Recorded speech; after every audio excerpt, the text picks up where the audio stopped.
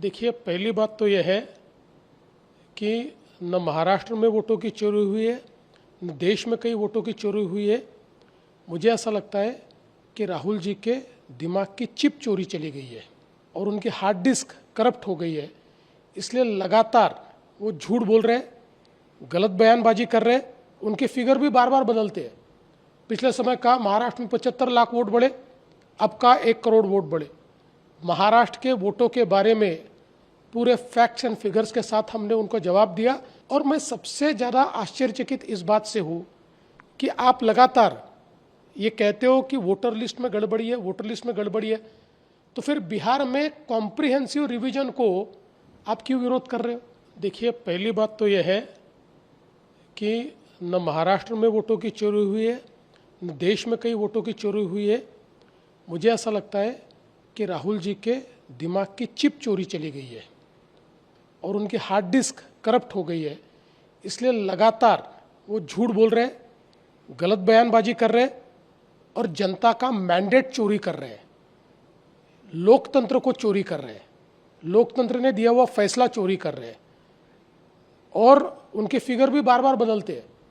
पिछले समय का महाराष्ट्र में 75 लाख वोट बढ़े, अब का 1 करोड़ वोट बढ़े। महाराष्ट्र के वोटों के बारे में पूरे फैक्ट्स एंड फिगर्स के साथ हमने उनको जवाब दिया, उसके ऊपर वो जवाब नहीं दे पाए। इसलिए झूठ बोलकर अपनी हार को दबाने की कोशिश कर रहे, कवर फायरिंग कर रहे। उनको पता है आगे भी हारने वाले हैं, तब वो बोलेंगे मैं तो पहले कहता था। इस प्रकार की कवर फायरिंग उनकी चल रही है। और मैं सबसे ज़्यादा आश्चर्यचकित इस बात से हूँ कि आप लगातार ये कहते हो कि वोटर लिस्ट में गड़बड़ी है, वोटर लिस्ट में गड़बड़ी है, तो फिर बिहार में कॉम्प्रिहेंसिव रिवीजन को आप क्यों विरोध कर रहे हो? अगर वोटर लिस्ट में गड़बड़ी है तो वोटर लिस्ट सुधरेगी कैसे? कॉम्प्रिहेंसिव रिवीजन से। हम मांग कर रहे हैं 10 साल से कॉम्प्रिहेंसिव रिवीजन कीजिए, डी नोवो वोटर लिस्ट तैयार कीजिए, हम मांग कर रहे हैं। और अब जब चुनाव आयोग वो कर रहा है तो आप उसका विरोध कर रहे हो।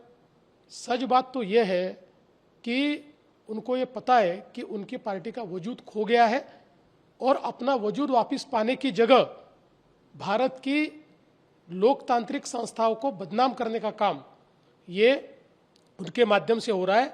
मैं इसका धिक्कार करता हूं और जनता उनको वापस अगले चुनाव में इसका सबक सिखाएगी।